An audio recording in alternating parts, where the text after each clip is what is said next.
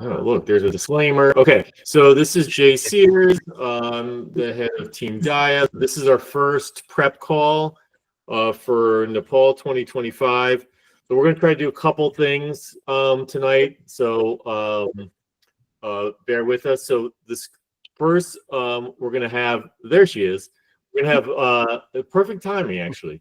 We're going to have Deb talk a little bit about fundraising. I asked her to kind of make it quick. You guys can ask questions if you want, but we're going to have her for 10, 15 minutes on the fundraising. And then if Jared joins, he's going to do 5 minutes on recruiting. Otherwise, I'll do it for him.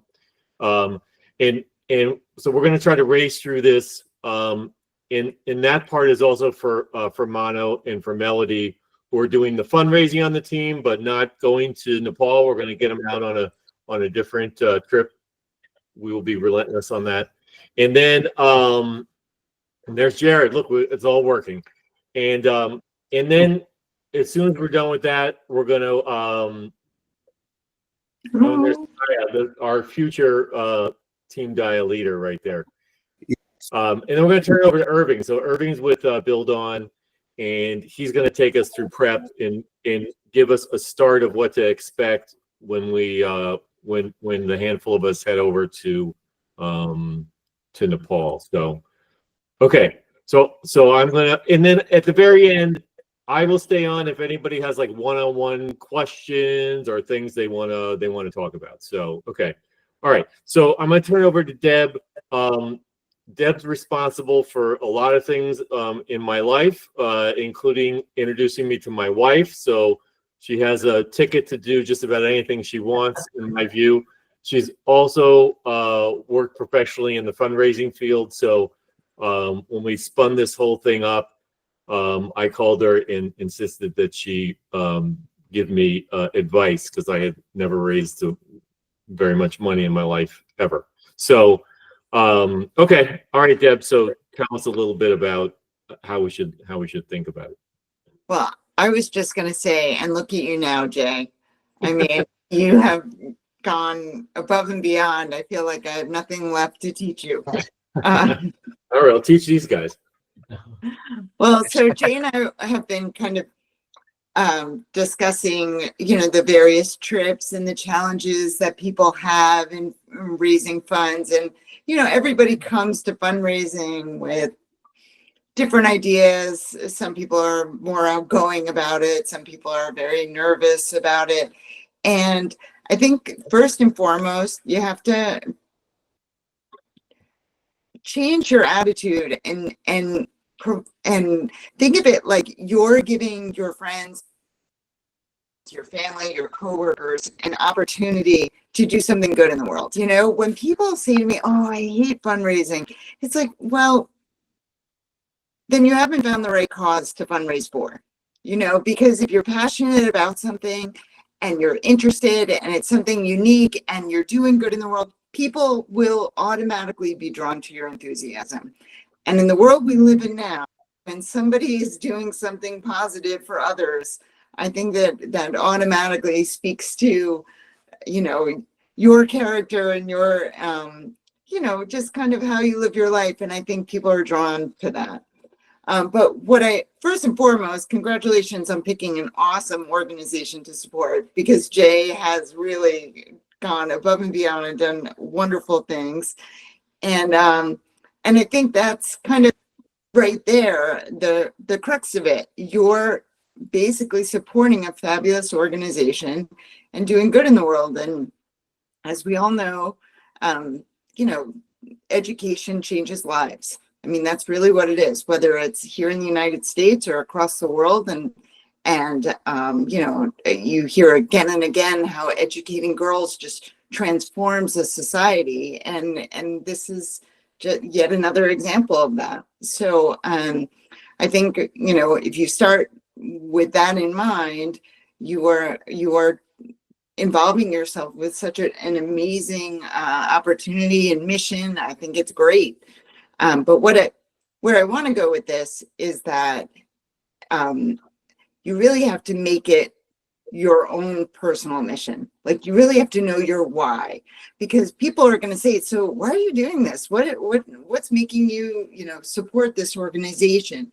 You really have to kind of think to yourself, okay, what is it? Why, what speaks to me about this? Why do I want to support this? What fabulous stories can I tell about the changes that Team Dayā makes?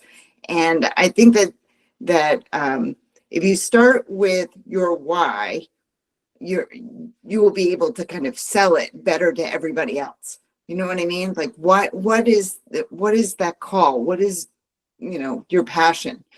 So that's kind of the first thing. I think that you have to have a compelling story, first and foremost. Secondly, I would say, in addition to the clear message, providing an opportunity to explain like how the funds are going to be used. Like, for example, if somebody says, oh, I have 100, I can give you $100. And knowing like, oh my gosh, do you know what $100 would do for Team Dayā? Do you know that that's books for an entire classroom for a year? Those sorts of connections, people really like to hear what a difference. It's much more tangible than saying, oh, here's $100 and not knowing, what it goes to. Oh, it's building a school somewhere. But here you're making like concrete change. You're, books or teachers or, the building, So I would say so first and foremost, know your why, have a story, make it your own. Don't just, I know Jay's given you lots of information, but kind of as personalize it as much as possible. The second thing I would say when you're making a fundraising plan, and I know I just jumped right in because I know Jay has a lot to cover, is just first and foremost, you have to make your own gift first. Like people do, if you want to do something, and you say, oh, can you give me, $1,000 for this? And they find out that you didn't contribute. It kind of, it's kind of telling them that you're kind of not, you don't have skin in the game. You know what I mean? How much do you care? Well, I care so much about this that I'm putting my own dollars in first. I'm making my own gift first. That's usually like the number one rule of fundraising is make your own gift first. So that's where I would go from there. Is this resonating with people, or I know I'm just kind of throwing this out. The other thing that I'm sure Jay has talked to you about is, I like to call it working your plan, planning your work, working your plan, basically creating a giving table where if okay, I am, envision an Excel spreadsheet and you have to raise $10,000 and you've got, 3 friends who can give you $1,000 each. So you get, you basically fill in those squares, 3 gifts at $3,000. Okay, that's great. Well, how many? Oh, see, there you go. Thank you. See, he comes very prepared. And so this giving table is just an amazing tool for making it, and giving yourself a visual of how you're going to get there. How am I going to raise $10,000? Well, clearly I need, 1 gift at this level and 2 gifts at this level. Now, if you don't have that many people, who can give at the $2,500 level, then you clearly create more at the lower levels. But by having those gifts laid out in front of you, it becomes an easier plan, an easier task.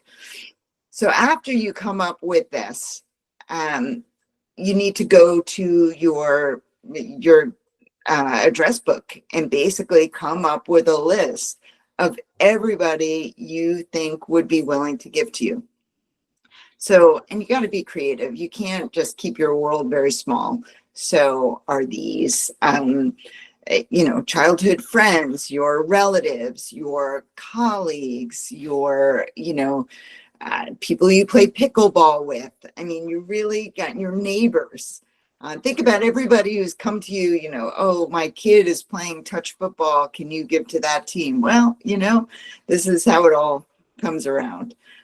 So basically, you're going to put in names next to each box. So, for example, I think my neighbor Bob can give me $2,500.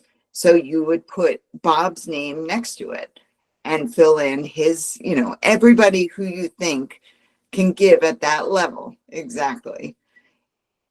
And then the next thing you do after you have filled in all your boxes, or as many as you can, you do a personal ask. You think to yourself, okay, who's my closest network? Okay, who are the people who I can just call up and ask easily? And am I asking them for the right amount? Are these people who could dig a little deeper because it's me asking them, I think that basically people undershoot what they can ask for. They get embarrassed. Oh, if you wouldn't mind, would you got to throw that out the window and just basically go for it. You have to basically say, all right, what's the worst thing that can happen, right? The worst thing that happens is they say no. But I think genuinely, especially with such a good opportunity as this, such a lovely mission, people are going to feel flattered. They're going to be flattered to be asked. So if they say no, then you say, I'm sorry, would you consider, was it the amount? Because would you consider a gift of $1,000? There's always a way to kind of turn a no into a maybe into a yes. So sometimes people say, oh, I need to think about it. Okay, how about I call you in a week? So that's really what it comes down to, is you have to be aggressive about who you're going to go to ask for money. You need to either call them or email them, and it has to be personal. It has to be like, dear Dave, I know I haven't, spoken to you in a couple of months, but I have some exciting news to share. And then just go right out and ask. And you got to ask for an amount. Don't be like, whatever you can do. No, that's the worst. That is the worst thing you can do. Whatever you can do, we'll give you $25. Never do that. And never, ever, ever write a fundraising letter that says, dear friends. Oh my gosh. I don't know which one is worse. They're both bad, because neither will give you any money. Or they will give you much less. And I know Jay has been preaching this, but unfortunately, fundraising is a lot of work. I think it's fun work, especially when you're doing, when you have such a great cause, but you really have to, as I said, work your plan. So it's like, dear Dave, here's this great project. I really hope you'll consider giving me a gift of $1,000. Do you know that everyone in our former department has given $1,000? Or, and there are ways to bring humor into it. There's ways to bring a little competition. Sometimes you can call up a friend and be like, hey, so Scott just gave me $500. Will you match it?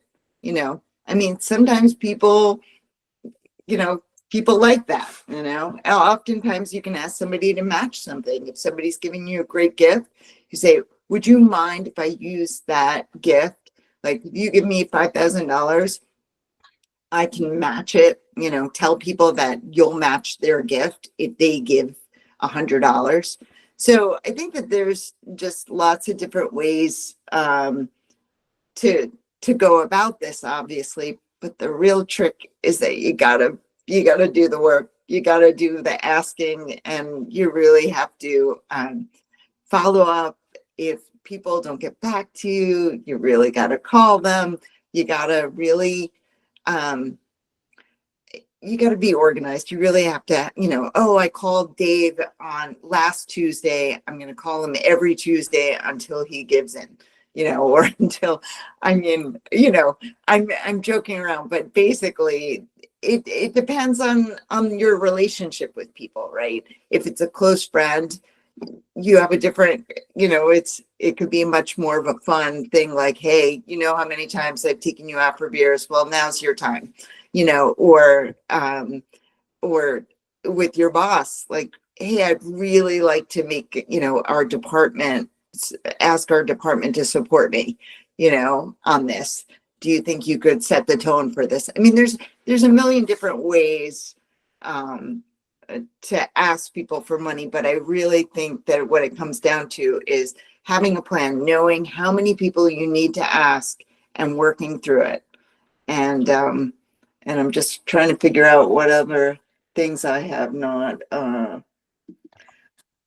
covered. Oh, social media. That was the other thing I was going to say. I'm not a fan of social media. I think that asking for money on social media will get you $25. Unless you have 10,000 friends, it's just not effective. The only way it's effective is when you are like $200 away from your goal and you say, hey, who's going to put me over the top? And that's when, I'm raising this much money. I'm so close. Who's going to do it? And then people, everybody wants to be part of a successful endeavor, right? And so that is something, and that's something you could also do with your friends or family or neighbors. Be like, oh, I'm so close. Can you help me out? This is where we're, I know I had asked you a couple of weeks ago and I didn't hear back from you, or you said you were going to think about it. I need $500 to reach my goal. Are you in? And I think that if you're consistent and you make a plan and people are aware of what you're doing, where the money is going and this exciting trip that you're doing, I think that people will respond. And I think that's really, I guess, what Jay and I talk about how people always are intimidated by fundraising when people actually like being asked. They're flattered by being asked. And so anyhow, that's kind of the long and short of it, my little blurb. I guess I want to just, if anyone has any questions, I'm happy to help. Are you Deborah? Yeah. I'm sure for emails, you've got or seen some flows that you think work better than others. If you have something like that, again, it's not a one size fits all, but if you have some templates that are like, hey, here's some concepts here that can make your outreach a little more effective, that would be great to share with this group. And potentially even, you mentioned some things about when you call people, but if you've got some, kind of like, hey, here's some flows from a call script that also are more effective, that'd be great. Do you remember way back when, and now I'm dating myself, like Save the Children, and you would give, $25 to a child and you would get a name of a person, even though, well, I mean, sometimes it's that connection, like knowing, and I'm sure Jay can give you a lot of examples of a family whose, world has been dramatically improved by Team Dayā or something like that. I think that people really like hearing individual stories. It's very the donation online. I mean, obviously the cost of a new school or something like that. But I also think that hearing about just the impact of a specific city, town, by having the school and all the changes. I think when you make it really personal, I think that is what people really respond to.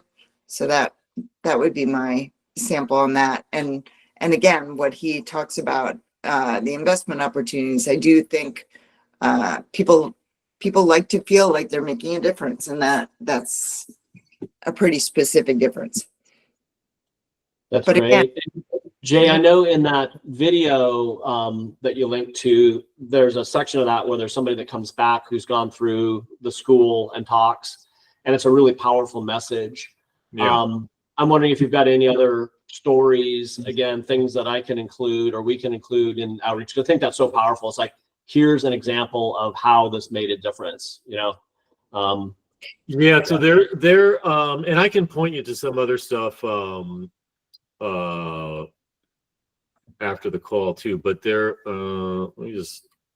a ton of stuff. Some of it's a little hard to find on the website, but there's both stuff with individual folks. It's not all me. There's plenty of stuff with, you know, Jordan, and especially those of you from ad tech world. Like, there's some known characters that have been with us in Africa and Asia and Central America. So you can get the ad tech kind of people, but we also have some like short video from people in these communities too. You know, why is this? We always ask, why is this school important? And then we have a translator, and they kind of will, you know, explain. Oh, you know, my child used to have to walk an hour to school, and when there was high water in the river, they couldn't get there. So this means they can go every single day.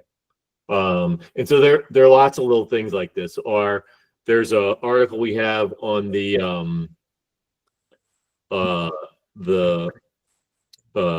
when we sign something called a covenant. It's just the agreement between the community and all the other parties that are helping the school come together. And I can point you guys to photographs and a little write-up on what this is, but you'll see adults sign this covenant using their thumb and a stamp pad. And the reason why they do that is they're illiterate. They don't know how to read and write. And you watch that man or woman do this, and then the next morning, like, you're working with them to dig the foundation of the school that they're going to send their children to, so their children can learn how to read and write. And I get the chills every single time. I've explained this probably 400 or 500 different times, and every time I get the chills. I mean, I don't know how you can tell a story like that and not be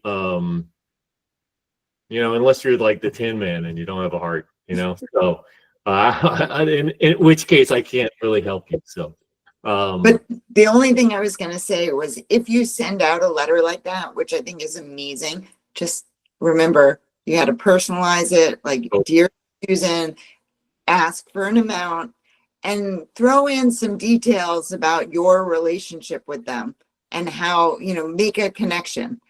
And then, and also say, you know, if it's an email, like, I'll be following up with you soon. Like, I'll call you or I'll stop by or something. In person, if you can make an in-person ask, that is far and away the best way. I mean, if you can just grab coffee with somebody and ask them, because people can't say no in person. It's really, really hard to say no. So any event, that's my only additional comments on that. But video is always compelling. Are there other questions for Deb? Otherwise, we ought to keep moving. I want to respect everybody's time. Well, I hope this was helpful. If anyone, I mean, Jay knows all this, but you got this. It's all good. All right. Thanks, Deb. All right. Congratulations. Thank you, Deb. Thank you. Take care. Bye. Okay, so sorry, we went a little longer than I anticipated. I just want and Irving, thanks for hanging in. I want Jared just to talk for a couple minutes because about recruiting, because this is a point where you're talking to a lot of people, and there are a lot of people that are going to say, "Hey, what is this about? How do you do this?" And we want you to introduce those people to Jared Knudsen. Yes, please. Okay. Warm leads, all right, thing. Well, he will not let them go. Go ahead, explain. Yeah, I want Glengarry warm leads, preferably. I've done enough cold calling in my career, so no. But seriously, the folks that go on this experience, I mean, we really look to you to, as the like joy and the, just radiating off of you coming back from this trip. I think that's what really kind of great time as you're telling the story of your experience, where you're going to naturally just kind of get excited about what you just did, and people are going to, really be drawn to inquire about wanting to join or anything like that. So please, make any intro you can, and really looking at Mel. I'm looking at you to join one of these in 2026. I know you're fundraising for this one, but need to get you in on an actual build. Same with you, Mana. I will. Yeah, you're due. But yeah, seriously, we're looking to you to as you're telling the story, to just kind of make warm introductions. And it's obviously a big undertaking to make this sort of commitment that you all are making. Like traveling across the world in and of itself is a big undertaking. So as folks that are going on these experiences, how hard it is. So any warm leads you have would be really great. Any questions? Or I feel like I've recruited almost everybody except Thane here. So If somebody says I want to go to Nepal, is it too late for that? It's too late for Nepal. Yeah, it's too late to be a part of the build. I'm not sure about the trek afterwards that Jay's putting together, but where are you guys going, by the way, after the build, Jay? Langtang. Langtang, that's right. Is anybody going on that? Jordan, are you going on that? Thane, are you going on that? I know Steve's always right. Oh, hell yeah. Oh, man. Everybody. It's going to be amazing. Yeah. I can take some pictures for that. That Jordan's going to put together is going to be epic. So I can't wait to see that. I can't wait for some pizza. Yeah. All right. Yeah. Let's keep going. All right. So, Irving. Thank you, head of recruiting. All right, Irving, thanks for being patient. Irving's with Build On. He's going to take over now and just tell you guys. And Mono and Melody, you guys are welcome if you want eyes on what a future trip looks like. If you want to lurk on it, totally. Otherwise, you're good. Irving's going to take us through kind of what to expect. So he's going to do a presentation on this tonight, and then in about 2 weeks we're going to do a second one with Santosh, who's actually in Nepal and will be with us when we get there to just a slightly deeper dive, and he'll be able to answer any questions you think of between tonight and then too. So, all right, Irving, we're in your good hands. All right, awesome. Thank you so much, Team Dayā. Always great work with you guys. Thanks, guys. Have a great night. Thank you so for being here. First and foremost, my name is Irving Jimenez. I am the U.S. Trek Specialist with Build On. So it's going to be my responsibility to ensure that you feel prepared and at home, getting everything you need to get done, paperwork, packing, kind of understanding the organization Build On and how we operate. And so first and foremost, I did want to highlight, Jay, I know we wanted to talk about the situation currently in Nepal. Do you still want to review that prior to like the actual info session? I've talked to everybody in the last couple days. So All we have a check back in on October 10th on what it looks like. Wonderful. Awesome. And I'm sharing my screen. Are you able to see my screen, team? Awesome. Yep, you're good. Alrighty. Yep. Alrighty, Team Dayā. Namaste, Team Dayā. Welcome to your Nepal information session. Again, my name is Irving Jimenez. I'm going to be your go-to for all questions regarding preparation. So it's great seeing Jay. Jordan, welcome back. Founding members for Team Dayā. I believe Sajal, I'm sorry if I'm mispronouncing. And Thane, welcome to Team Dayā. Really excited to have you and really excited to help prepare you for this opportunity that's you're about to embark on. Wanted to say thank you so much for just believing in the importance of education, believing in the importance of what that brings for families, allowing confidence in the youth and the elders in the community, being able to write their names, be able to read the buses on how to get home, being able to write their child's name when they visit the doctor.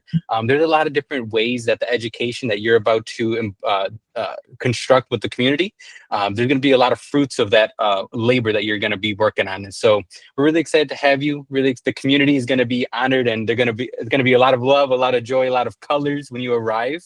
And so really just want to recommend that you just take it all in. Trek is what you make of it. And so I really recommend you all to engage with your peers in Team Dayā. And I also want to emphasize engaging with our staff. And I'll be sure to emphasize who will be a part of your trek.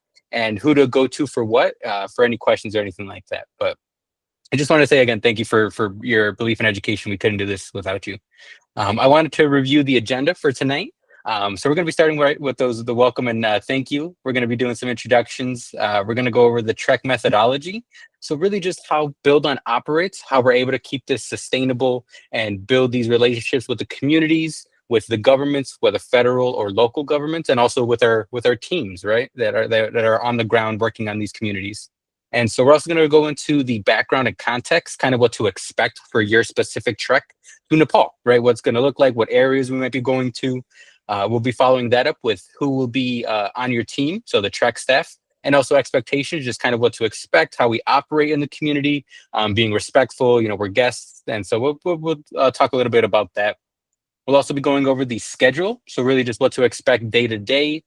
You'll be getting a more detailed itinerary as we progress, and you'll have your second call with Santosh, your trek leader. He'll be leading the trek in Nepal, and so he'll give you some more in-depth logistics in terms of like flights, day to day, hour by hour. But I'm just going to be going over kind of day by day. We'll also be reviewing the health, safety, and security and paperwork and vaccines. I know our trek's coming right around the corner, and so we want to make sure we get the jump on that. If we don't have any appointments, we start scheduling that and you getting the paperwork submitted. And then we'll follow that up with just some travel documents and visas. And so for Nepal, we will be needing visas. And so we'll be going over that and how to begin that process. We'll also be reviewing flights, just what time slots to book for your arrival into Nepal and your departure from Nepal. And then we'll follow that up with next steps. So what to expect from me, what to expect from Santosh, and some emails that you'll be expecting from Jay as well.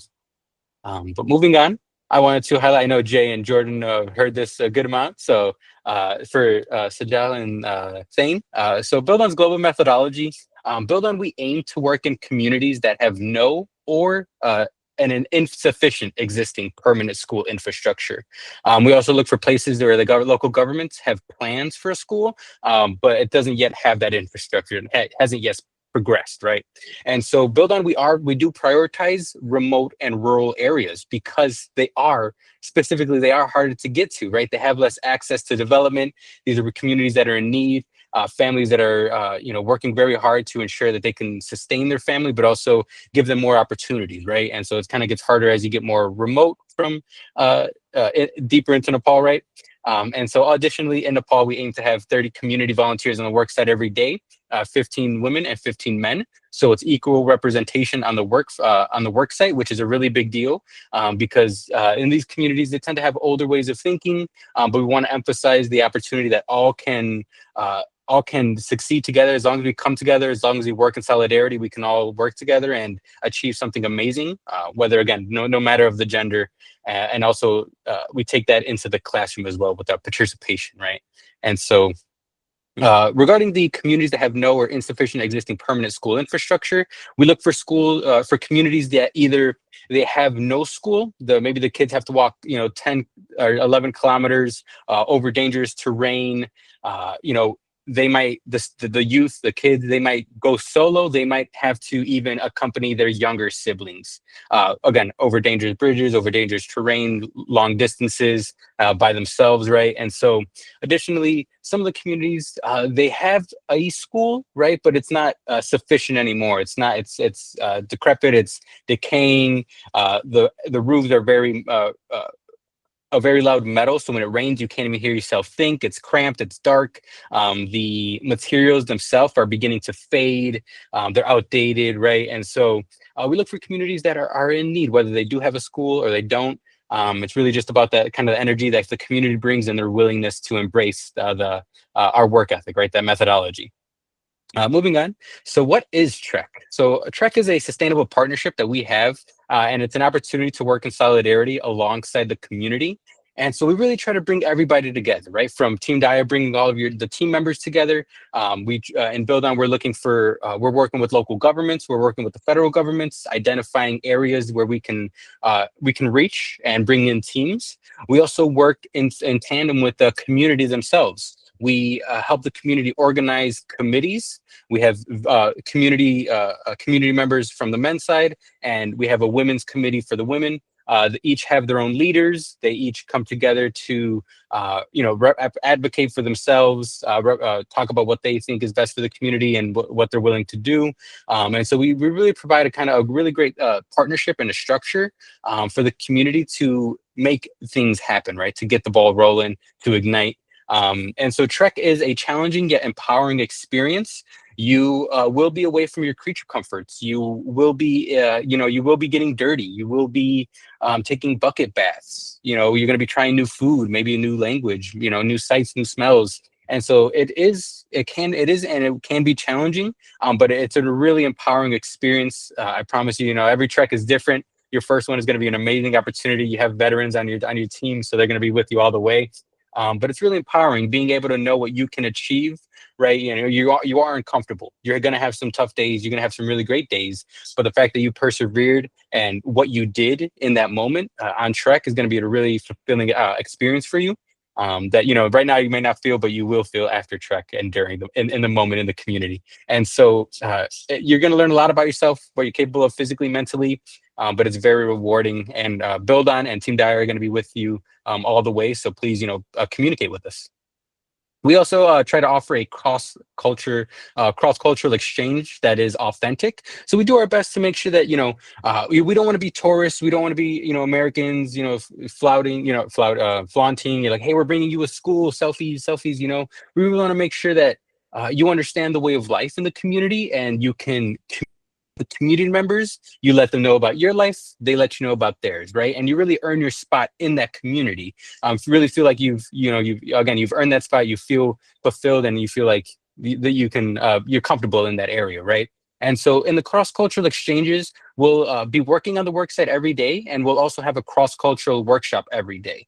And so these workshops are really just ways for you to understand how the community's way of life is, how they're able to provide for their families, whether that's through some families, they make goods such as food. We might learn we might have some workshops learning the food of, maybe it's a savory dish, maybe it's a sweet dish, right? But we'll do some cooking.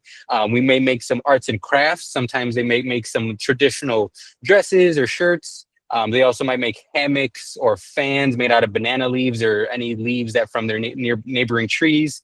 We'll have some language lessons. We'll have gender talks where the men participants will meet with the male community members, and the female participants will meet with the female community members. And that's just a safe space for you to ask questions about daily life in Nepal, life in where you come from, and you get to represent your culture, your family, right?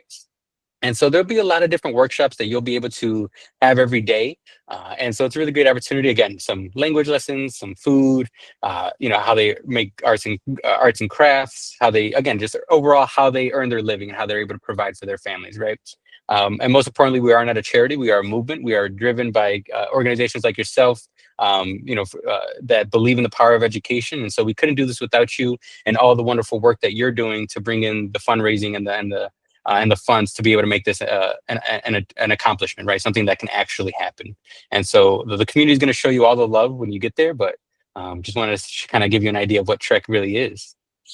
Moving into what your Trek experience will look like, I wanted to highlight the map, right, of Nepal. And so if you can, this is a really great time to take a photo of this slide.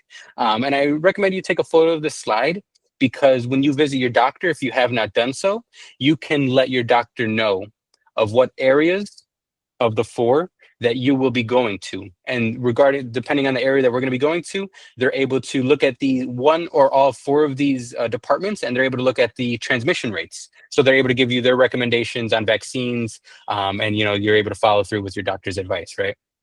So regarding the diagram, this is Build On's impact areas in Nepal. So you're going to notice, I want to bring your attention to that yellow dot. That is the capital, Kathmandu, right? So we're going to be landing in the capital, and you're going to stay the first day. You're going to go into the night, and you're going to stay in Kathmandu, okay?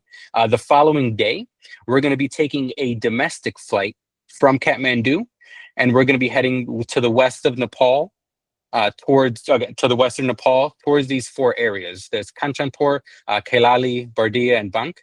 And so these are the potential departments that you will be in the communities that we currently work in. And so we'll learn specifically what community we will be working with a little bit closer on, and we'll get that information from your track leader in Santosh during that pre-trek call, October 7th, okay? All right. Highlighting some of the language in Nepal. In Nepal, the main two languages are Nepali and Taru. 83% of the population speak Nepali and Taru, mostly in the rural areas, right? These are kind of more, Taru is mostly spoken in the rural areas, the further you get away from the major cities, which are Indo-European languages. Rural Nepali community members love to learn English and will be eager to practice with you. So again, highlight your culture, your family's heritage, right? You want to make sure that you talk to the community members, let them know all about your lifestyle. They'll let you know all about theirs. And there's going to be many different ways for you to exchange that culture, right? Additionally, for Nepali and Taru, some sample greetings that you can practice is Namaste in Nepali or Ram Ram in Taru. And these are just greetings, blessings to you in the local language. You will also be given a local language book for Nepali and Taru. When you arrive in Nepal, our Nepal team will have these books ready for you. You'll be able to practice before you arrive into the community, and you'll be able to use that book and pull it up anytime you need to, whether that's on the work site, you're relaxing at your host family's home, or during a cultural workshop. I did want to mention, right, all of the resources, this slide, the recording Jay's going to be sharing with you. We're going to be sharing all the documentation that we'll be reviewing here in the call too as well. Okay, so look out for that follow-up email. It'll have all the information that we're currently viewing. Highlighting who will be on my trek. So your trek leader will be Santosh Mahato. Santosh, in this photo, he's to the left. He has that really beautiful cultural hat on. So his name is Santosh. He's a really nice guy. He's going to be leading your trek. Okay, so he's a local from Nepal, born and raised there. He has been with Bodan for a very long time. I believe he started off as a translator, and he's worked his way up. So he's really great. And you'll have an opportunity to meet him on October 7th. And then when you arrive in Nepal. Right? Oh man, you guys are so lucky you got Santosh on this one. He's the best. Yeah, they're all great. They're all really great. And so I also want to highlight the additional staff that will be accompanying you on your trek. And so for Build On, we do have some jobs internally in the organization, but we also have contractors. We contract cooks, drivers, translators. The cooks will be preparing amazing meals for you, local meals for you, fresh and properly prepared. They're going to be the unsung heroes always are on trek. They're going to be feeding you 3 great meals a day on the clock. You're going to be eating at 7 a.m., at noon, and around 5:30, 6 p.m. You're going to be eating some really great food, helping you stay healthy and energized. We're also going to have some drivers that are going to be picking us up from the airport, making sure we get to the areas that we need to go, whether that's the hotels, from the hotels to the airport, and the airport, whatever, to the community, right? We're going to make sure that we get there safely, right? And we have some really great drivers. We also have translators. So the translator is going to be with us everywhere, from, when you get picked up at the airport, when we're in the hotels, and additionally, when we're in the community. These translators are going to be really critical for your experience in Nepal, especially if you don't speak the local language. I definitely recommend you to try to use the language book. It's amazing practice for you. But there's going to be times where, it's just we just want to get the point across faster, maybe, right? Or just start that conversation. And our translators are going to be the catalyst for that to happen. They're going to be with us, again, on the community work site, eating lunch, dinner. We're going to be doing nightly check-ins, just making sure you feel comfortable. And if there's anything you need to communicate, that's going to be a time to communicate. So our translators are going to be there with you, and I highly recommend you to use them, right? They're there for you. If you have a question, you have a statement, go for it, and they'll be happy to, begin that conversation. But outside of our contractors, Build On hires other staff for within the organization. So we have country director, finance officer, field coordinators, education coordinators, construction supervisors, and more. And so, for example, our field coordinators, they're kind of our scouts. They're navigating the trek countries, specifically Nepal, and they're looking for the areas, right? They're working with local governments, the federal government, identifying areas, communities that are currently in need, right? And they visit the schools or visit the communities to identify if this is somewhere that Build On can work in, right? Additionally, we have education coordinators that continually monitor the progress of the school after the trek leaves, right? We're only going to be there for about a week. And the school construction takes about 4 months. And so we'll have staff that are going to be visiting the community every day afterwards. We'll have construction supervisors that are there afterwards as well. And they're just going to be ensuring, again, right, that the schematics are being followed, that the school is beginning to have structure to it, right? We're having a principal in there, we're having teacher, we're having a program, a curriculum, and most importantly, we're getting recruitment. We're getting the students, the youth in the community and neighboring communities to attend the school, right? We do require that it is 50% females and 50% males in attendance. And if it is not, then we do not build in those communities if the community does not agree to it. And so we do have staff that are going to be continuously monitoring it before we get there, while we're there, and after. I wanted to highlight your trek schedule. So we are scheduled for October 26th to November 2nd. That is a total of an 8-day trek. If you can, I wanted to highlight days 1 and day 2. That is October 26th and October 27th. These days are really just, I want you to think about them as like arrivals, right? You're arriving. So October 26th, day 1, you're going to be arriving in Kathmandu, right? We're going to be picking you up. We're going to get you into the hotel. Hopefully you have enough time to enjoy your dinner, get some rest, talk with the group. But really, you're just going to be relaxing that night, situating yourself, and you'll stay overnight in a hotel. On October 27th, day 2, I want you to think about that as an arrival into the trek, into the department that we'll be working in, right? So we do need to take a second flight. So we will take that domestic flight to Western Nepal. You will have a trek orientation there. So you'll land in the neighboring areas, and you'll head to your department, whatever, if that's Kailali or if that's Banke. You'll head to the appropriate community. You'll have a trek orientation with the staff. So Santosh will be leading that. You'll have your translators. You'll have the cooks there. You'll have the team that will be with you there. You will be accompanying you in that orientation.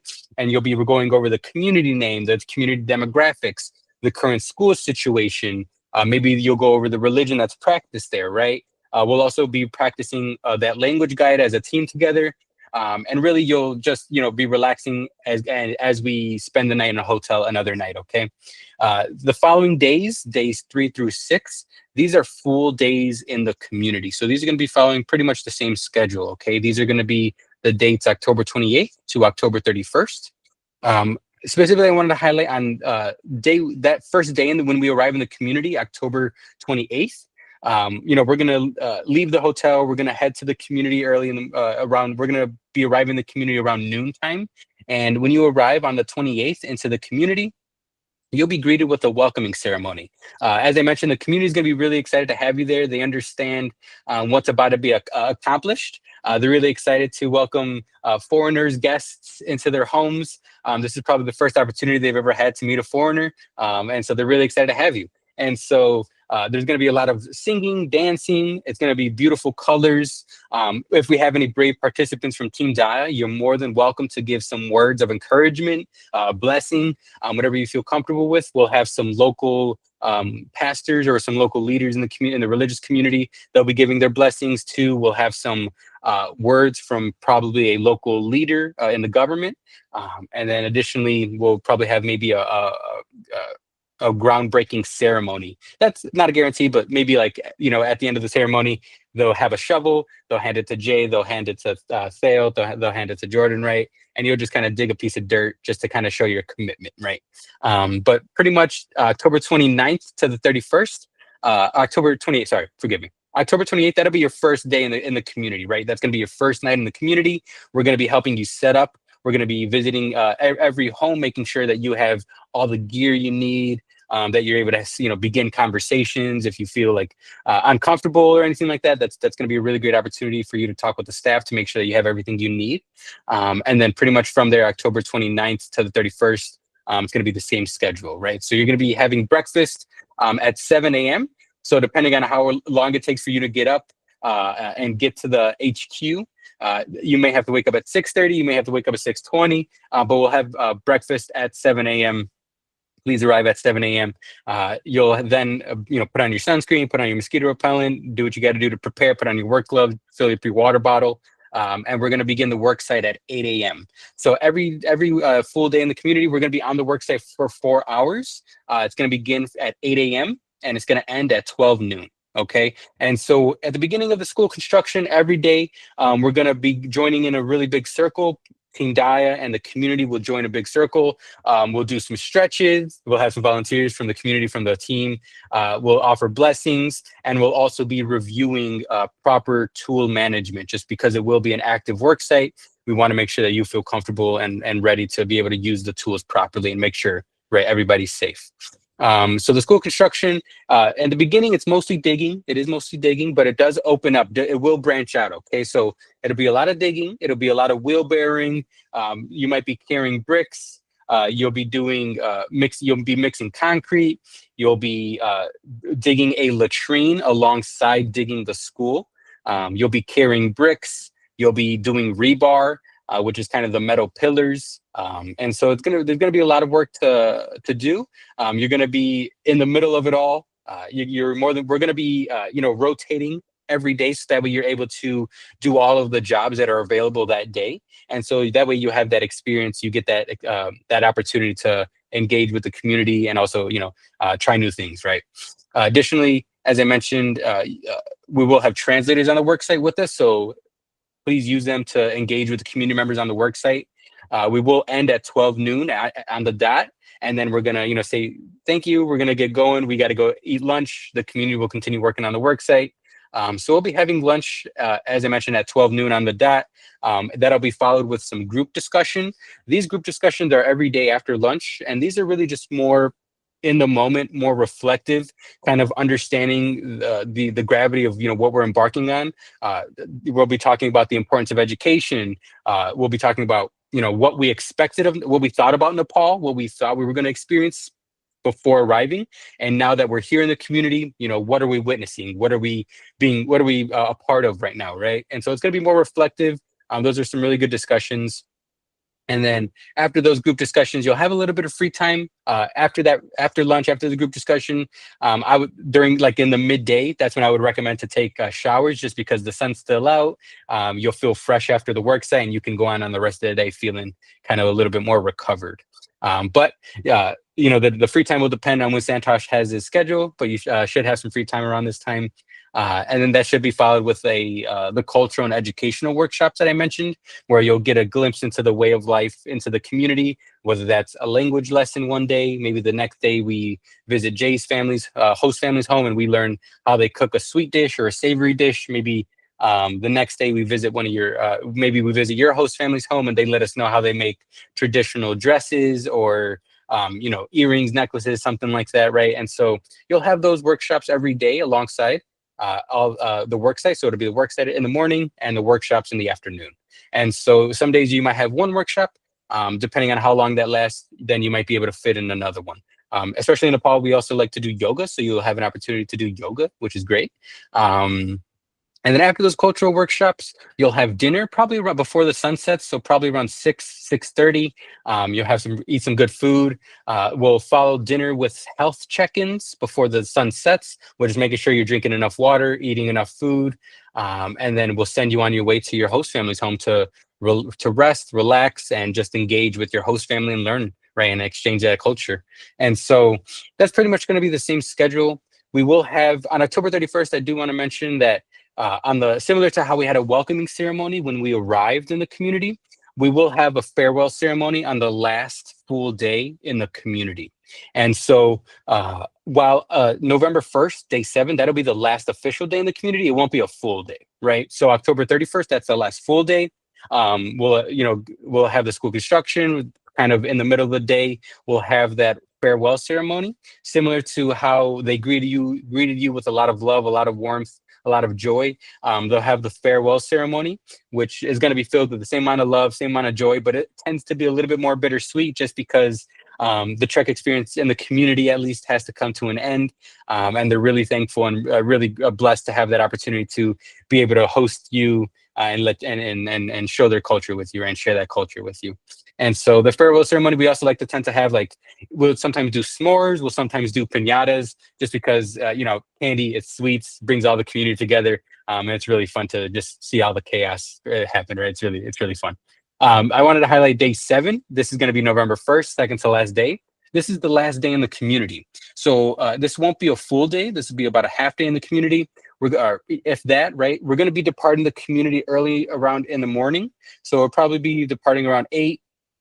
After we depart the community, we'll make way to a neighboring community. Jay and Jordan, they would like to visit a founding school that they were part of in 2019. And so Santosh is currently trying to organize that to make that happen. But you will visit a completed build-on school just to be able to see all the work that you're currently taking part in, what it's going to amount to, right? The fruits of your labor, right? You're going to be able to see the school painted with books, with a chalkboard in there with desks. You'll be hopefully be able to see the teacher in the lesson and talk with the kids. Just they'll be letting you know what their favorite subject is and introducing themselves, and maybe singing, dancing, right? So it's a really great opportunity for you to see the completed school, and just again the fruits of the labor that you're about to embark on. The community that you're currently working in, they'll have that same school. We follow the same schematics in every community, so they'll have that same school as well. After that, you will be able to have lunch in town, and then we'll be heading back to Kathmandu. So we'll fly back from Western Nepal. We'll fly back to the central Kathmandu area, where we'll be going back to the hotel. We'll put our luggage away, and you'll be able to take a nice hot shower, rest up, right? We'll do some souvenir shopping for you and your loved ones. You'll have a final dinner as a team, just being, just really embracing that final night with the build-on staff, with Team Dayā, all together for the final night, just embracing all the hard work that we did, highlighting one another, and enjoying some really good food. And we'll dress up a little bit. And then from there on November 1st, you'll just stay overnight in a hotel. Going into day 8, November 2nd, really that day is you're just waiting to fly home. So if you'd like to, I think you guys have some plans afterwards, but if you'd like to, we can work with you to help set up some cultural touring if that's something Team Dayā is interested in, to take place on November 2nd.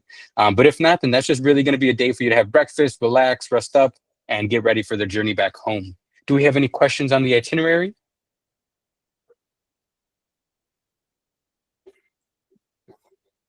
I would just mention one thing if I could. Yeah. So Irving talked about the translators, and I'll try to say this a couple times, but I think it's just one of the gems of the whole trip. It basically gives you guys the ability to talk to anybody and everybody for the whole week, whether it's like a family member or the person you're digging the trench with or tying rebar with. And what I would say is, like, don't wait. Don't think about it for half a day or a day, because that's a half day or a day lost. Like, and it's just a real gem to have that available to us, and I think it will allow you a level of cultural immersion that I just think few people get. So, I always try to say that multiple times, because I've seen it where people they're like, well, they're a little skittish and they kind of like wait. And I would say, like, hop up and down, grab the translator, pull them over, tell them you want them to come by the house so you could talk to the kids or the parents or the relatives or the neighbors or whoever it is, and just really lean in on it. It's super, super fun to talk to the community, and you cannot understand enough just how excited they are for you to be there. Yes. And to be able to talk to you. They're so curious about you, and they're looking at you everywhere. They're just so excited for you to be there. So the joy and the celebration, it's actually pretty ridiculous. It's super fun. And Irving's correct when he said, like, a lot of these people have never, ever, ever met somebody from outside their kind of immediate community. So I can tell you, when we went in 2019, when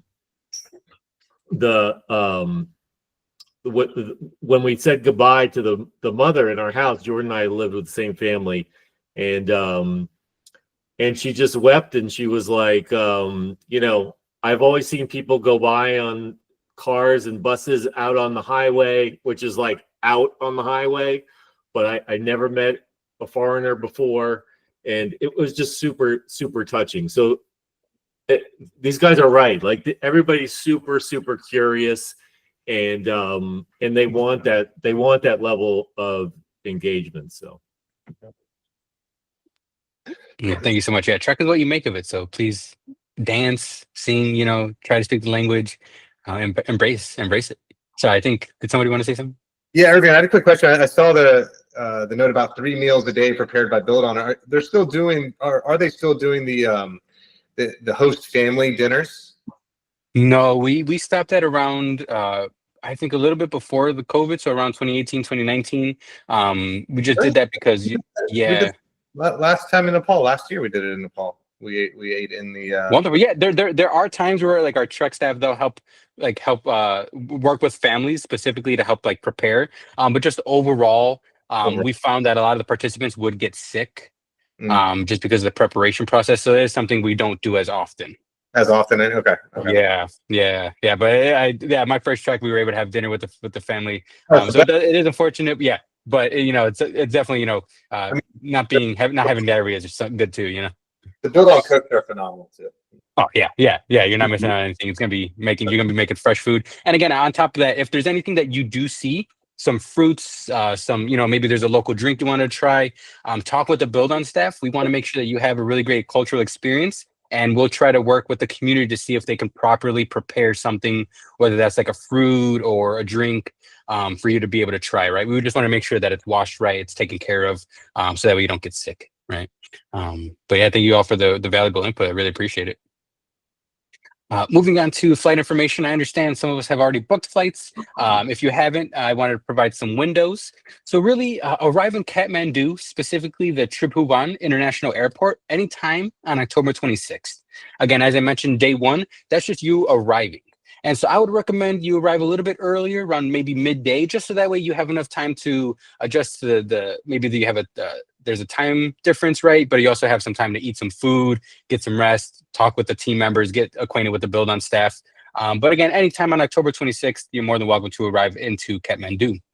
Regarding your departure from Kathmandu, if you are departing on the day of, I think Jay mentioned that Team Dayā is going to be staying afterwards. yes. But just book for your departures. Trek officially, you can book your departures anytime after 12 p.m. on November 2nd. But please note, if you do arrive before October 26th or you stay after November 2nd, please note that Build On is not responsible for airport pickup, hotels, tours, insurance, or fees associated with arriving before or staying after your trek. So if there is maybe some hotels, some areas that you did want to visit, just let us know and we can provide you some recommendations from, that's coming from our local Nepal staff, and they can provide you some information about that with recommendations. Additionally, regarding that domestic flight from Kathmandu into Western Nepal, that information will be prepared by Build On, and so Santosh, he'll begin organizing those flights, and he will share with you the domestic flight details with you at a later date. So probably during your pre-trek call, October 7th, you'll be reviewing the flight logistics for that as well. But yeah, please let us know if you would like us to book that cultural touring for you. We can work with our partners. We work with Nepal Sanctuary Treks. So they're really great. They offer really great tours. Tulsi at Nepal Sanctuary Tours, he's great. He's super nice. I don't know if you've worked with him, Jay, or if you had the tours with them, but they're really great. Yeah. Yeah, awesome. All righty. So I wanted to highlight some more resources for your trek. And so I'm going to be breaking away from the presentation. I'm going to be clicking some hyperlinks, taking us to some of the documents. I'll also be typing it in the chat box, so be sure to look out for it there. But I wanted to highlight your trek guide. Your trek guide is going to be an ebook with a lot of information regarding your trek. So Nepal, weather information, packing list, health, safety, and security information, country and community information. It's a really great guide to have. I understand maybe Jay probably already shared it, but I'm gonna share it one more time in the chat box. They have it. Awesome. Boom, right there. And so this trek guide is gonna be really great. A page a day, you'll be good to go. Just wanted to highlight again, you can look at the, what kind of the pages that we have. So we go over a typical day, guidelines for trek, host families, packing list. So I'm going to move into just kind of going over some of this. So we want to make sure that we're working hard on the work site, right? We don't want to send unintended signals, right, with our body language. We also want to make sure that we bring a host family gift for our host family. And so I wanted to highlight that while the school itself is the biggest gift that we can ever give, it's a gift that'll continuously be giving, decades from now, years from now. We do want to show our appreciation to the host families directly, specifically, right? These host families, they have humble homes. They're nervous, they're shy, but they want to embrace you. They want to welcome you. Again, the first time they probably had foreigners in the community, and so they're honored to have you in their homes. And we just want to say, thank you for welcoming us. Similar to how we would want our guests to act in our homes, we want to just show our appreciation and our thankfulness to the host families. And so these gifts, you'll talk with Santosh about them, but think about some gifts that you can get for your host family. We really try to say limit it to $20. You can head to $5 and below, Walmart, you head to Dollar Tree. Just think about some gifts that you can give, right? I'm gonna just name some ideas for you to think about, but coloring books, crayons, a back scratcher, Jenga, Uno, are really great games to play because they're very easy to learn. Their colors, their numbers. We try to avoid decks of cards just because all the clubs, right? The spades. There's a lot of different numbers, a lot of different symbols, and so Jenga, Uno, games like that are really great to play. Mirror. You can bring anything for the hair, nail polish. Again, a photo of your family, a photo of where you come from, right? Anything that, from New York or wherever you come from, maybe a photo of the skyscraper or a photo of your family, right? Something that you made yourself, like a bracelet, are really great gifts. But just try to limit it to $20. You don't want to go too crazy.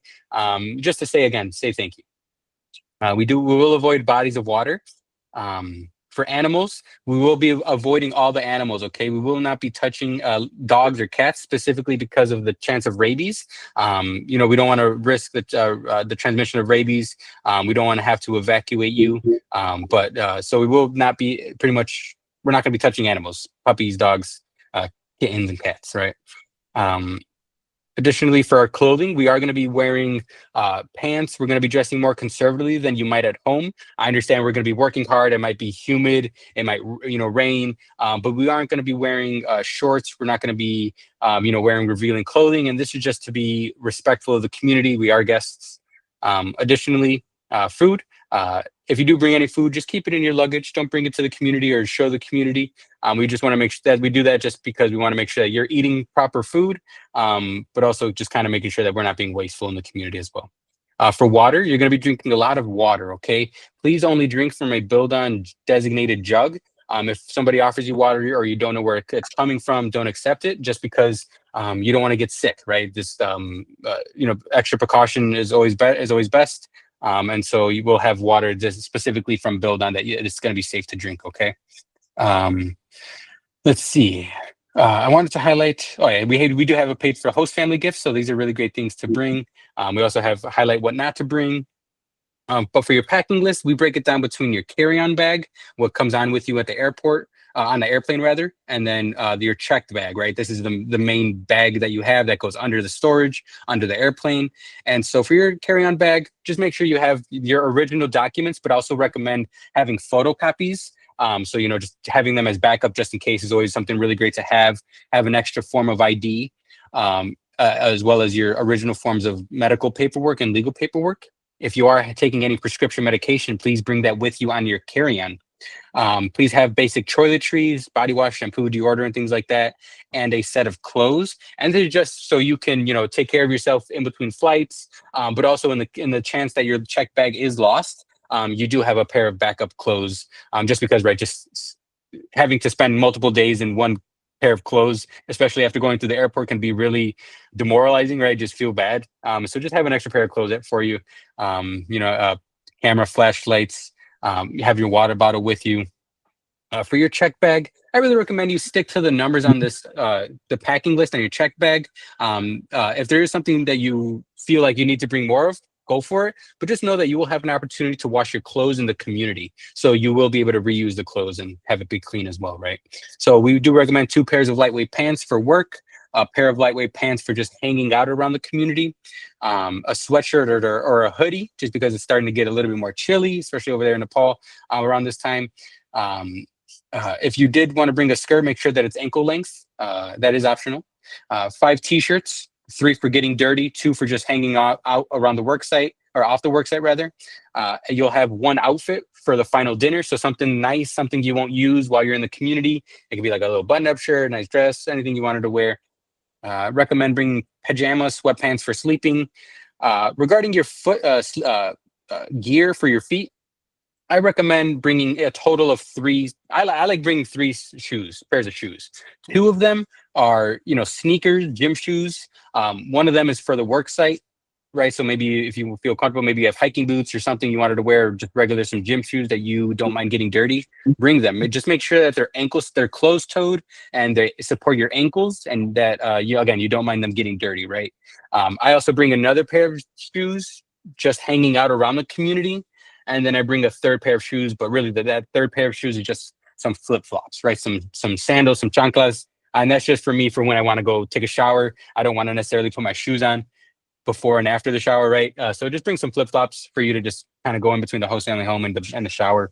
Also bring 5 pairs of socks, 5 pairs of underwear. Make sure you bring at least 2 pairs of work gloves. That's just to make sure that, maybe you forgot one, you lost it, you have a backup, right? Please ensure that you bring like a hat, visor, or bandana just to be able to protect you from the sun.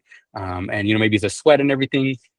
Make sure to bring a small bath towel, a sleeping bag, or a blanket is recommended. It's optional. We will be providing you with a cot and a mosquito net. So if you wanted to bring a sleeping pad just for comfort, you can. Would recommend a sleeping bag just because it will be cold. And Santosh will be giving more specifics on the weather and what he would recommend. But Build On will also, if we need to, we'll be providing some blankets and things like that. But you can bring some as well. For sunscreen, make sure it's at least 30 SPF, insect repellent, at least 30% DEET. Make sure you bring some hand sanitizer. We're going to be washing our hands a lot, but hand sanitizer is a good close second. Make sure you bring a toilet paper, a personal journal for you to be able to document what you're going through every day and make the experience last longer, years from now, and you can read that book and remember what you did that day, right? We also recommend bringing like a light drawstring bag, just for you to carry your like deodorant, your bug spray, your a backup sweater, things small, right? You don't necessarily want to bring your huge backpack. Just bring like a light drawstring bag. We also recommend to bring a durable water bottle. So I have a Nalgene water bottle. I always recommend Nalgene water bottles, but if you have something like this, you're more than welcome to. Just know that again, right? It has to be durable and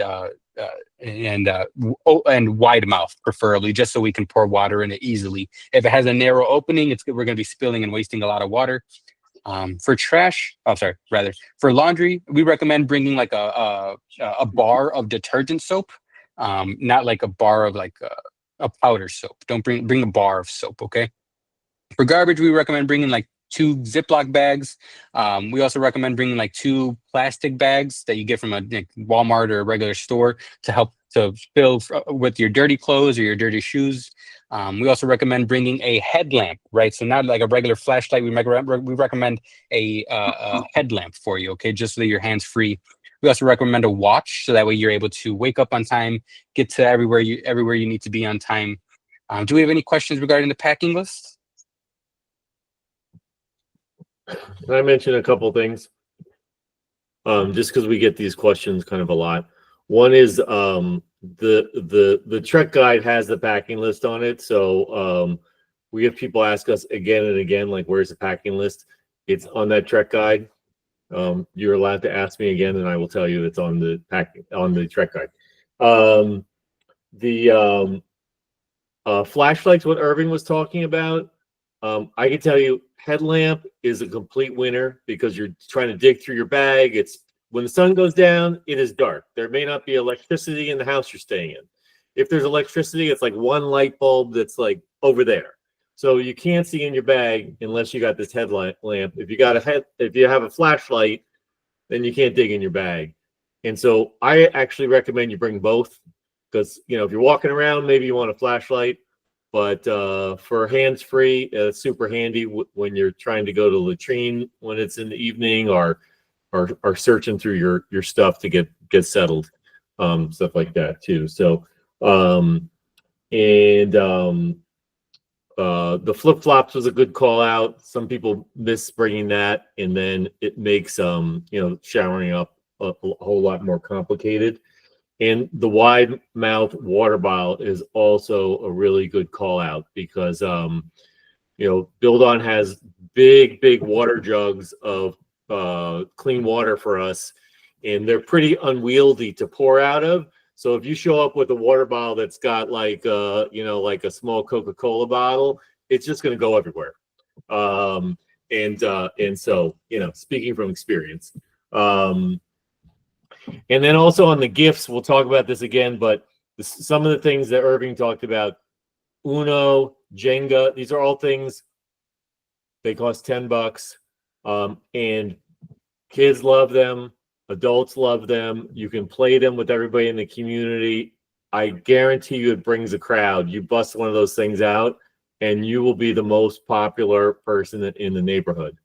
And it seems a little weird when he's like, bring a picture of you or your family. You're like, why am I going to do that? That's kind of a little strange. Also, a complete winner. Take an old holiday card you have laying around. Don't overthink it. And they're really honored. They really want something to remember you by at the end of the week. And they'll be really touched because it's such a kind of a personal type of gift. So. But please also heed the $20 type of limit. We've had people overdo it, and it creates some pretty awkward situations for people too. So awesome. Thank you so much, Jay. All righty, Team Dayā, heading back into the presentation. I wanted to highlight moving into the health, safety, security. So just what Build On is doing to make sure that you are taken care of. So for the health portion, we make sure that all participants visit the doctor.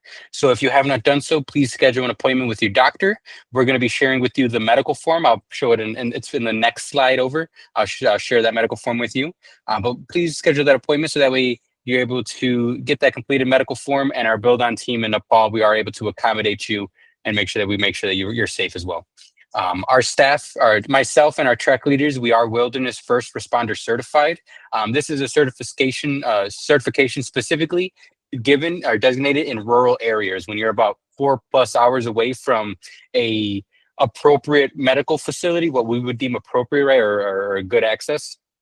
And so this certification is a really great certification to have. It's a really intense course that we take to ensure that we're able to treat and stabilize participants in the chance that we get sick or injured on trek, right? Whether that's we get a headache, whether we sprain our ankle, or we get some blisters, or God forbid, we break a bone, where we experience heat exhaustion or something like that, right? Our staff, we are trained, our track leaders, we are trained to be able to treat you and stabilize you and get you to a proper medical facility to then get more care, right? And so our staff, we will have advanced first aid or a medical kit with us. Everything in this in this kit is over the counter, nothing prescription. We'll have Pepto-Bismol, we'll have Dramamine in case you get motion sickness, we'll have bandages, gauzes, things like that. And so we'll be able to, we'll have Pepto-Bismol, and things like that, just to make sure that you feel comfortable. You could take something, just communicate with us. If you're taking anything, let us know so that way we know what you're taking, right? That'll be on your medical form. But additionally, we do have other organizations that we work with in the chance that, the medical emergency exceeds our training, right? And so I'll go over that in the security, but for now, I'll move into the safety portion.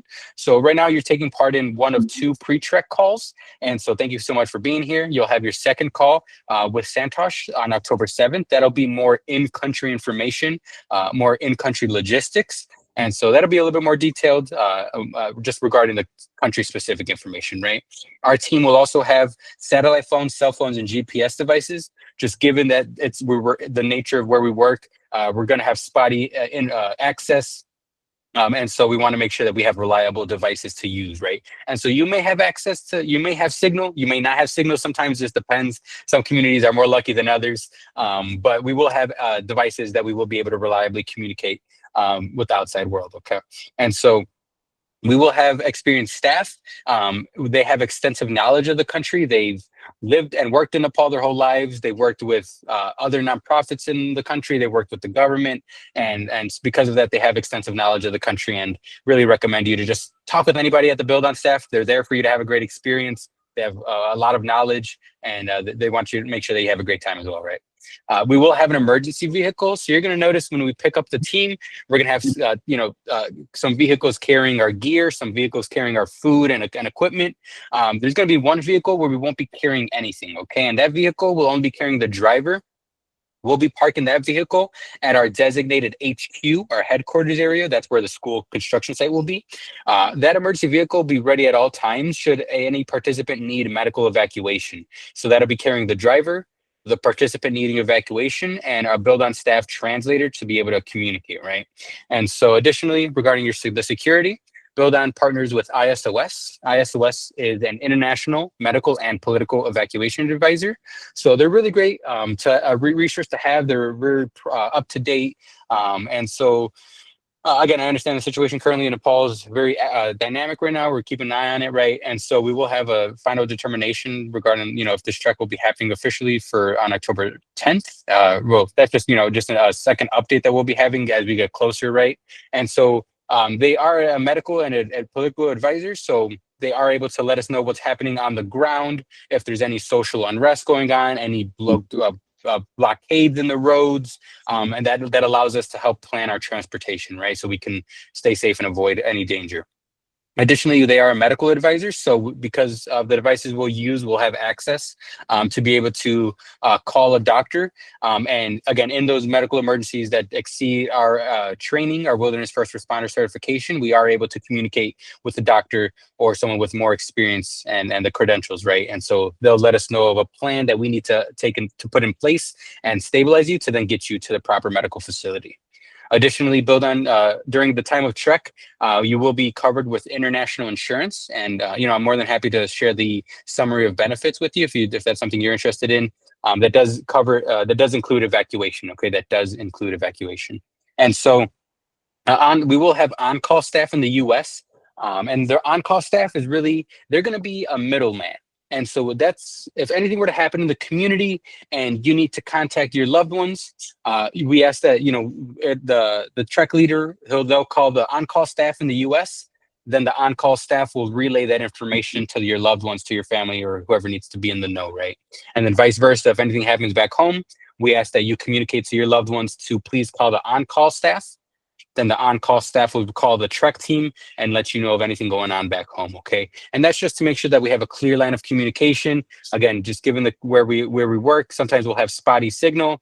Sometimes we'll have lost in translation communication. Maybe you send 4 texts, only 2 go through, and maybe your family's worried or something, right? We just want to make sure we have a clear line of communication. Additionally, for your security, if you are a U.S. citizen, we do ask that you register with the United States Embassy. I'm going to click on this link. This is a really important resource to have. Let me type it in the chat box real quick. And we've shared this with people too. Wonderful. You guys are the best. Really appreciate that. Yeah, so this is really great. If you haven't done so, please do so, just to give more time for the State Department to have your information in the data. So this is just going to make sure that you communicate with the State Department, letting them know of your plans of travel and any communication, okay? So we'll be giving out reminders to get that done if you haven't done so. But moving on to the, sorry. No, okay. All right, moving on to the vaccinations, so more of the medical side.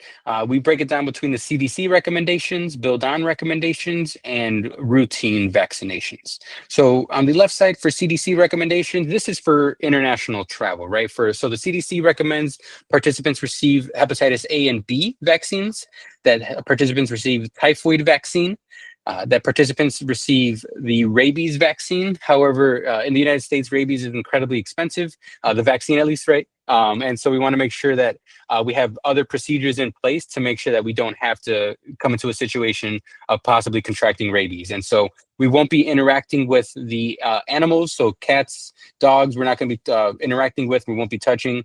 I know back home we may treat them like loved ones, but in the trek countries, they're really just beasts of burdens. The dogs alert, and guard the area. Cats kill pests.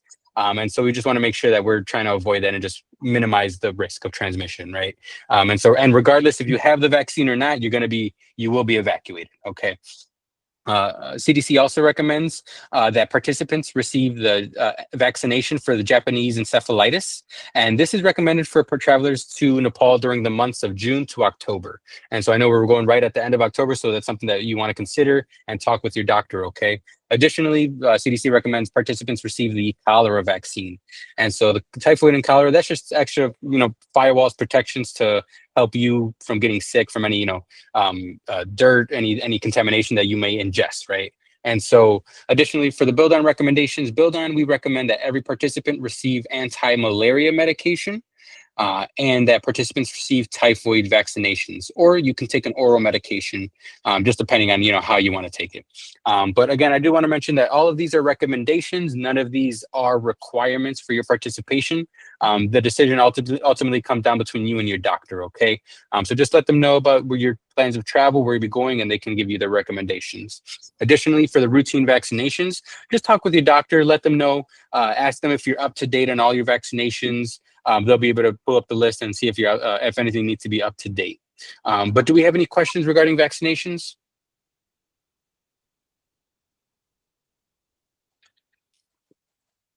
Alrighty. Moving on to the next slide. Paperwork. I know we're close to our trek date, so it's going to be really important that we begin the paperwork process. I wanted to highlight the beginning of your paperwork process, how to begin creating a profile for your account, right? And so the paperwork process begins with the online enrollment form. So this is on the left side. This enrollment form is going to be one form per person, not one form per family, okay? This is going to be really important. This creates the profile for you, okay? So if you don't have a profile, you cannot upload paperwork. So if you don't know where to upload your paperwork, it's probably because you didn't upload or create a profile. So with this link, I'm going to share this link in the chat box. So please take. Oh, you're the best, Jay. Really appreciate it. You guys are great. And so this enrollment form is going to be really great. So far, we have 2 that have completed the enrollment form. Just please be sure to take your time, fill this out to the best of your ability. Please make sure that you put in an email that you check daily or check consistently, because you will be receiving emails. We will be sending you automated emails to that email that you enter, okay? And so after you complete this enrollment form, you will be receiving a confirmation email, just basically saying, congratulations, you completed your enrollment. And in that same email, they'll have a link that is specific just for you to upload your paperwork. So Jay's paperwork link is different than Jordan's, right? So we want to make sure that we give you the right link. So if you're unable to locate it, just let me know. I'm able to share that link with you, or I'll be sharing with you the enrollment form if you haven't already created one profile yet. So just complete the emergency contact information, medical information, things like some paperwork. If you have any passports, you can upload it. But say you don't, right now, maybe you don't have your medical form, you'll have it a week from now. After you complete this enrollment form, you're able to go back to that link that in your confirmation email at any point in time. And you're able to go back to that email and you're able to upload that paperwork whenever you have it ready, okay? So please, if you have not done so, please be sure to complete this enrollment form. This enters you into our system and we're able to view your documents from here, okay? So if you haven't done so, please be sure to do this as soon as possible. And specifically, please upload your passport as well, so we're able to begin booking domestic flights for you, okay? Moving on to the medical paperwork, I wanted to highlight the medical form. I'm assuming you guys already received this medical form. Thank you, Jay. So I won't type it in the chat box, but so this medical form is going to be a 2-page document that we ask that you bring to your appointment with your doctor. They're going to fill this out. You're going to talk with them and make sure that you review all these items. I do want to highlight on page 2, we do have a kind of a box regarding malaria. And in this, we highlight 5 options for malaria. I want to mention options 1 through 4 first, okay? So options 1 through 4, this is Malarone, chloroquine, doxycycline, and primaquine. These are all 4 options that Build-On recommends. So any one of these will work. Just depends on you and your insurance. If you wanted to take a daily medication, if you wanted to do weekly medication, totally up to you, right? Moving on to number 5, I wanted to highlight this one separately because number 5, mefloquine, also known as Lariam, we discourage the use of. We don't want you to use this one just because We've had participants, that have experienced some potential side effects. You can have potential side effects such as anxiety, depression, paranoia, hallucinations. And so that's something that we don't want to put you through or the team through. So please, we do not recommend mefloquine number 5, okay? Do we have any questions? Yeah, hey, Irving, for the Yes. those medications, do you take them before the trip or while you're in country? Yeah, great question. So depending on depending on if you take the weekly one or the daily one, I know for like the daily one, so doxycycline, Primaquine, and Malarone, those you usually begin taking 2 days before your trek or before you intend to arrive in the country, right? So if we're arriving October 26th, they likely recommend you to take it 2 days before, so that way it starts in your system. And you'll take it, 2 days before. You'll take it throughout your time on trek, and then you'll finish the prescription even after you come back. You'll continue taking it depending on the directions on the prescription. But yeah, so you'll either take it 2 days before, you'll start taking it 2 days before, or you'll start taking it a week before. But again, just depends on your prescription. And it's usually 5 to 7 days after you get home too. Yes, thank you. Wonderful, thank you for that question. Alrighty, team. So moving on to kind of the travel legal documents. So please just make sure that, again, right, you're going to be traveling with your original documents. Just please make sure to also have photocopies. Our team will have photocopies, but just for you while traveling, in case, God forbid, you lose a document, you have photocopies. Please also have your flight itinerary. I know we have everything online. Might be a good idea to print it out. And yeah, so any questions regarding paperwork? Wonderful. Again, just emphasizing, please complete that enrollment form. That is the first step in your paperwork process. Moving on to travel documents, please make sure that your passport is valid at least 6 months from your dates of travel. Okay, so we're going to be traveling late October, right? So that's the 10th month of the year. Please make sure that your passport is at least good until April, right? April 2026. If it expires a little bit sooner, you may risk the chance of not being allowed entry into the country just because it's in the date, it's within 6 months of expiration. So please just be sure to look at your passport and start looking if that's a process you need to get a new passport, right? Additionally, please make sure you have 2 blank visa pages. This is just to make sure the customs agent are able to stamp your arrival and your departure, okay? For visas, we will be required, for all U.S. citizens, we will be required to complete a visa. And so I will be sharing this visa application with you shortly.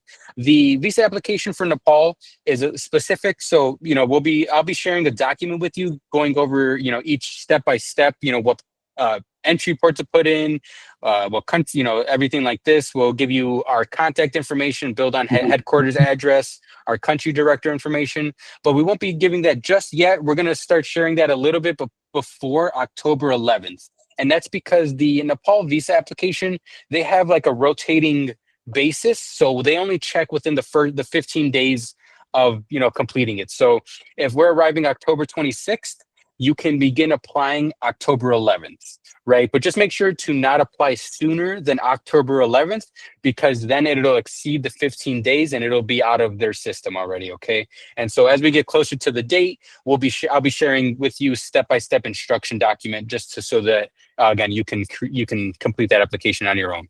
And so we'll also be sending you an invitation letter to have as a backup document. Additionally, again, just please make sure that you have all those original and photocopy documents with you. But yeah, any questions regarding travel documents? Wonderful. I wanted to highlight kind of what to expect from your pre-trek session. I really appreciate your patience. I know we're getting a little bit over, but I want to highlight that for your pre-trek call with Santosh, your trek leader, you'll be going over on October 7th. You'll be going over more in-country information, more community-specific information, going over arrival, departure logistics, the living situation, host family gifts, packing, weather, free time, food and drinks, and more. So please be sure to look out for that invitation if you haven't received it yet, and you'll be meeting Santosh there.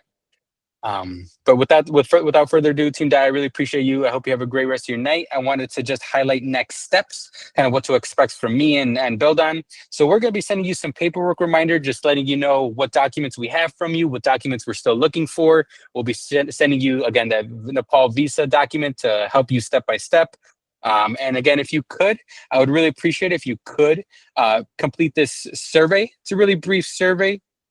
It's, agree, strongly disagree. Very simple survey. If you have some time to complete that, really appreciate it. Sorry, I don't know if it went through. But yeah, without further ado, Team Dayā, that's going to be your pre-trek information session. I also wanted to highlight, who to go to for what. My name is Erwin Jimenez. I'm your trek specialist. I'm your go-to for all trek preparation, health, safety, security. Maurice is your go-to for development. And then for your trek leader for in-country information, your go-to will be Santosh. But thank you so much, Team Dayā. Thank you so much, Jay, and everybody for joining. I hope you have a great rest of your night. Hey, thanks, Irving. Thanks for everything. Thank you.